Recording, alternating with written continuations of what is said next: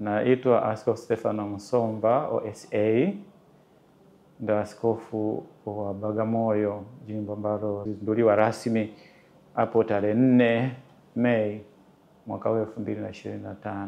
Asante sana. Baba Askofu, moja kati ya kazi aliyofanya Baba Mtakatifu enzi za uhai wake ni kutangaza jimbo jipya la Bagamoyo, na akakuteua wewe kuwa askofu wa kwanza kabisa ndani ya jimbo hilo. Tayari imekwisha kuzikwa na wewe ndio unaenda sasa kusimikwa kuwa askofu wa jimbo Katoliki la Bagamoyo, ili hali bado kanisa halijampata pia mrithi wa kiti chake. Je, kiutaratibu hii imekaaje, hasa ukizingatia kwamba bado kanisa lipo kwenye maombolezo ya siku 9? Cha kwanza kabisa tunamwombea Baba Mtakatifu wetu Francisco. Raha ya milele umpe Bwana, na mwanga wa milele umwangazie. Apumzike kwa amani. Amina. Kwa hiyo ni la kwanza kwamba tunamwombea. Haya yatakayofanyika tarehe 4, tuseme kuanzia ile jioni ya tarehe 3, masifu ya jioni. Ndiyo. Ni kukamilisha kile alichokianza yeye. Kwa hiyo tunaweza kusema rasmi mambo haya yalifanyika tarehe 7 mwezi wa 3. Ndiyo. Huu ni muda tu ambao uliwekwa kisheria. Ndiyo. Ili uweze kukamilishwa sasa ile kazi aliyoanza. Ndiyo. Kwa hiyo kinachoenda kufanyika tarehe 3 na tarehe 4 ni kile alichokifanya yeye, ni kukamilisha tu. Ndiyo. Sio kwamba ni kitu kipya. Ni kitu ambacho tayari kipo kutoka mwanzo. Tarehe 7 mwezi wa 3 ndio ilikuwa rasmi jimbo lilitangazwa la Bagamoyo. Ndiyo. Na siku hiyo hiyo walitangaza nani ni askofu wa kwanza wa jimbo la Bagamoyo. Ndiyo. Kwa haya yanakamilishwa tarehe 4 na tarehe 3 hiyo. Kwa hiyo tunakamilisha tu yale ambayo aliyafanya. Ndiyo. Kwa hatuanzi kitu kipya. Hicho kipya ndio kinamsubiri yule ambaye ni mrithi wake. Kwa hiyo watu waelewe hivyo. Sawa sawa. Si kwamba kuna tangazo jipya, hapana. Ukamilishaji wa yale aliyoyafanya tayari. Tunashukuru sana Baba kwa ufafanuzi huo wa swali hili kwamba kiutaratibu inakaaje. Basi kwa kuwa tumekwisha kupata hayo majibu yakinifu, basi tunaendelea kukuombea heri kuelekea siku yako hiyo muhimu kabisa. Baba Askofu, hapa pia kwa upande wako unamzungumziaje Baba Mtakatifu Francisco na jimbo Katoliki la Bagamoyo, ambapo kwa Tanzania ndio jimbo lake la mwisho kuliteua katika siku zake za mwisho za uhai wake hapa duniani? Jambo la kwanza ninamshukuru Mungu. Ndiyo. Kwa zawadi hiyo ya uchungaji wake na uongozi wake. Si tu kwa sababu ya jimbo la Bagamoyo, lakini ni yeye vile vile aliyeniteua kuwa askofu msaidizi wa jimbo kuu la Dar es Salaam. Ndiyo. Na ni yeye mwenyewe aliyeona vile vile kwamba inafaa sasa niweze kuwa askofu wa kwanza wa jimbo la Bagamoyo. Kwa hiyo katika hayo yote mawili, kwa hiyo kwangu ni alama kubwa sana aliyoniachia, na vile vile ninawiwa au naweza kusema kwamba ni deni kwangu sasa kuweza kumuombea kila wakati. Nitamwombea sana. Mungu amrehemu, apumzike kwa amani huko. Kwa hiyo nakuwa muombezi wake kwa kweli. Na vile vile hata wana Bagamoyo inabidi wachukue hilo, muombea ili apumzike kwa amani. Kwa hiyo naweza nikasema kwa kifupi hivi. Amina. Baba Askofu, tunaamini kila kiongozi wa kanisa anakuwa na vipaumbele vyake, hasa anapokabidhiwa parokia au jimbo kama ilivyo kwako. Kumbe tunatamani kufahamu Bagamoyo, vipaumbele vyako vitakuwa ni lipi, ukizingatia kwamba ni jimbo jipya kabisa, halijakaliwa na mtu yoyote? Asante sana ndugu mtangazaji. Kama ulivyosema wewe mwenyewe, ni jimbo jipya. Ndiyo. Kwa hiyo linahitaji kwanza kutengeneza miundombinu. Ujue kwamba jimbo la Bagamoyo ambayo ni jipya kabisa linaundwa na dekania 2. Ndiyo. Kwa upande huu Mtakatifu Gaspari, kwa upande huu ule ni dekania ya Bagamoyo. Sasa ya kwanza lazima kuigawa hiyo, kuiweka vizuri, kuilisuka hili jimbo. Ujue kwamba tuwe na dekania ni 1 au 2 au 3 au ngapi, na madekano watakuwa ni 8.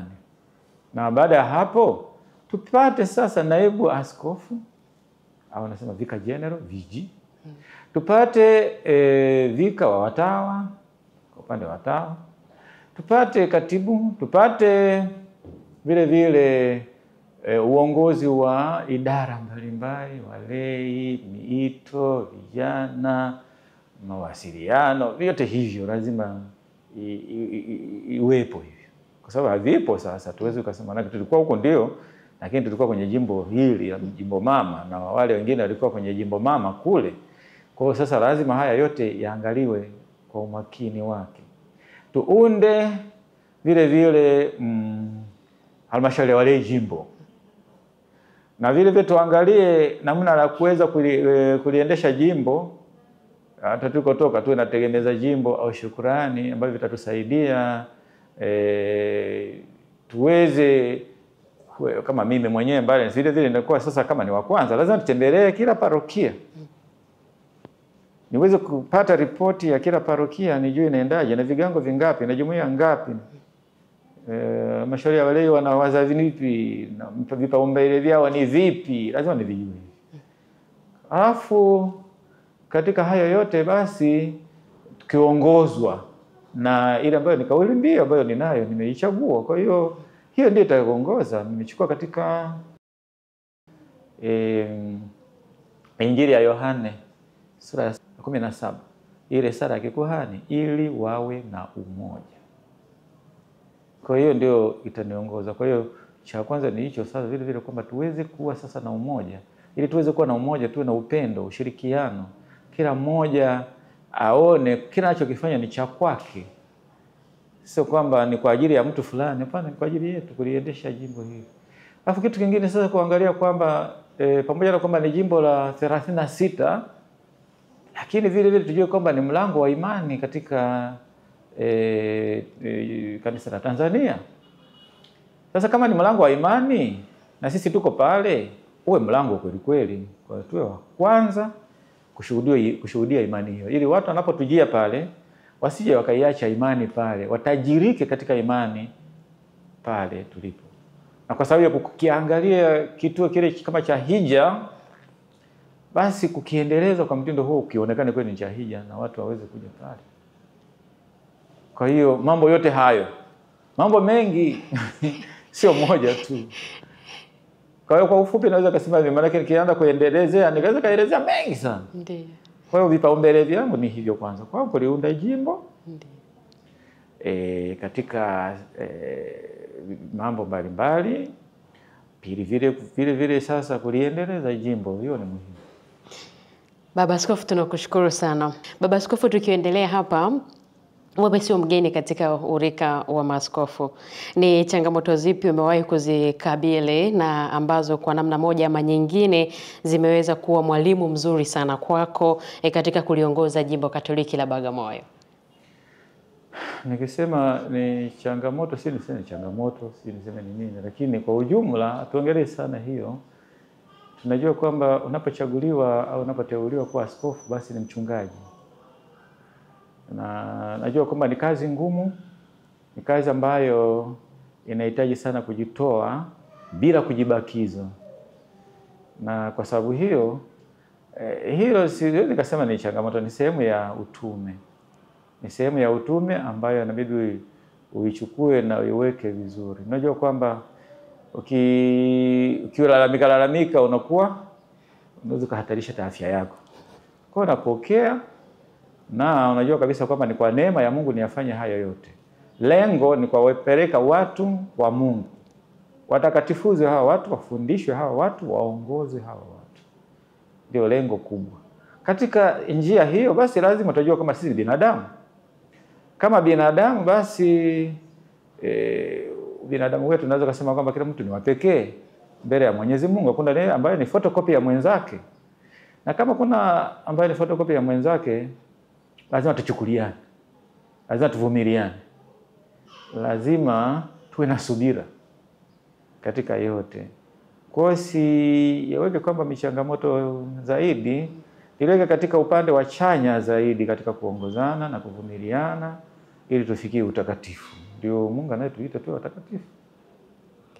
Amina. Kwa sababu vile kuteuliwa kwa askofu sio kwamba wewe ni hakimu, ni fimbo, mfalme, ni mtumishi. Ndiyo.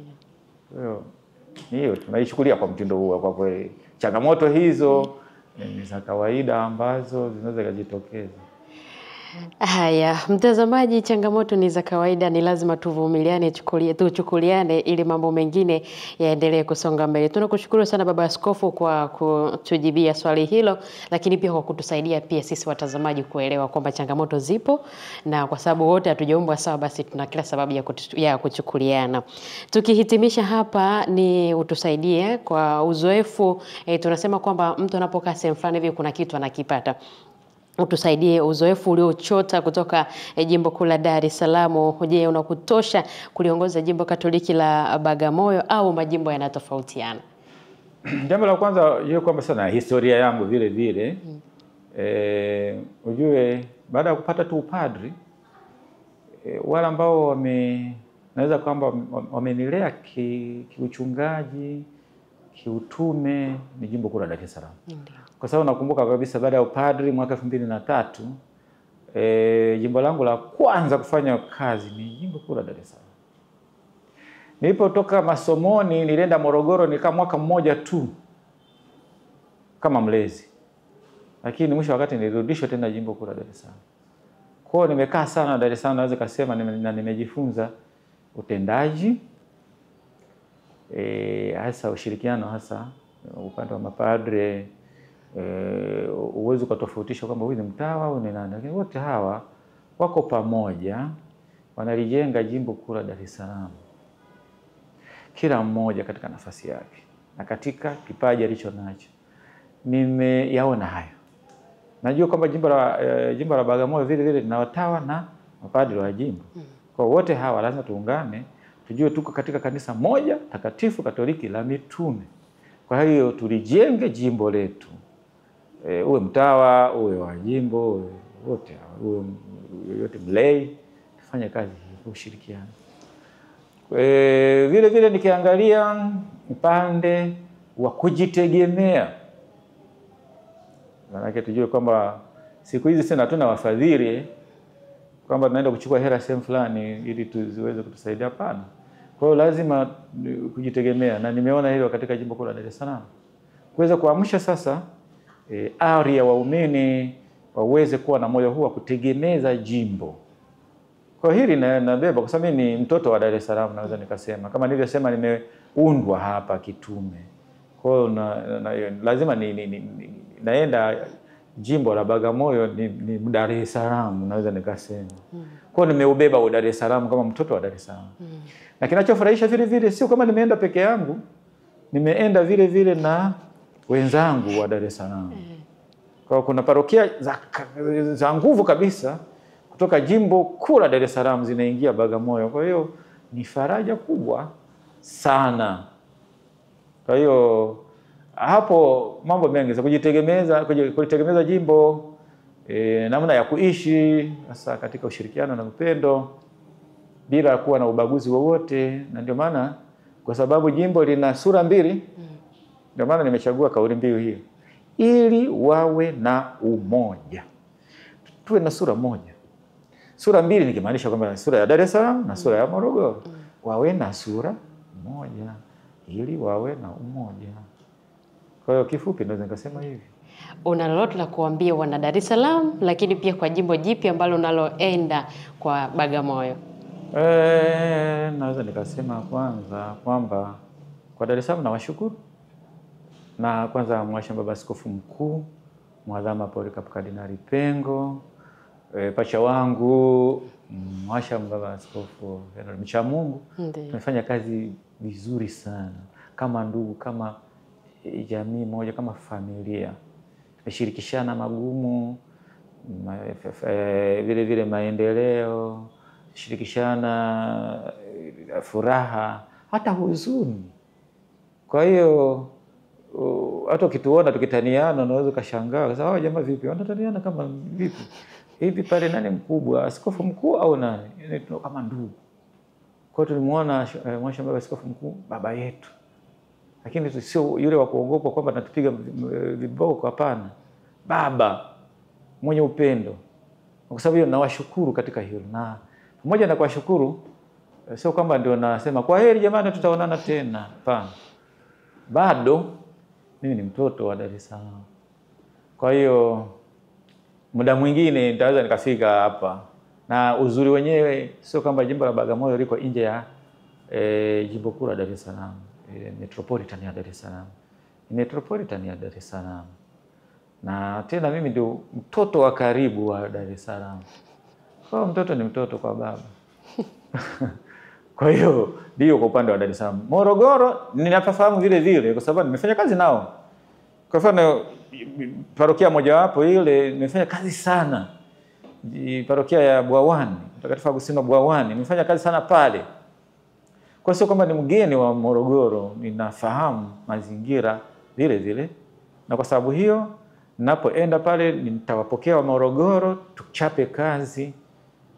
Hasa swala muhimu sisi sote Morogoro, iwe Dar es Salaam, ni kutoka Morogoro, wengine wametoka Dar es Salaam.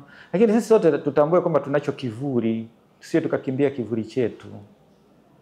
Kwenye mtandao kuna mtoto mmoja alikuwa anakimbia kivuli, sasa naanguka huko na bure tu. Kivuli chako ni cha kwako. Kwa hiyo usikimbie kivuli. Kwa hiyo pale utakaposema bwana hapo umekosea, wewe tayari kusema asante. Najirekebisha. Na ndio maana katika safari yetu kama tunataka tuwe watakatifu tujue kwamba jambo la kwanza ni kutambua udhaifu wetu. Na watu watatusaidia kutambua udhaifu wetu. Ili tuendelee mbele, tufanye vizuri. Kwa hiyo ni hilo tu tuweze kujitambua hilo. Kuna maneno matatu ambayo ni ya Kiingereza, mimi sijui kutafsiri kwa Kiswahili kama na yapunguza. Transparency. Nadhani naweza kutafsiriwa tukasema ni wazi. Uwazi. Accountability. Naweza kusema ni kuwajibika. Lakini vile vile responsibility. Wajibu. Hayo mambo matatu muhimu sana.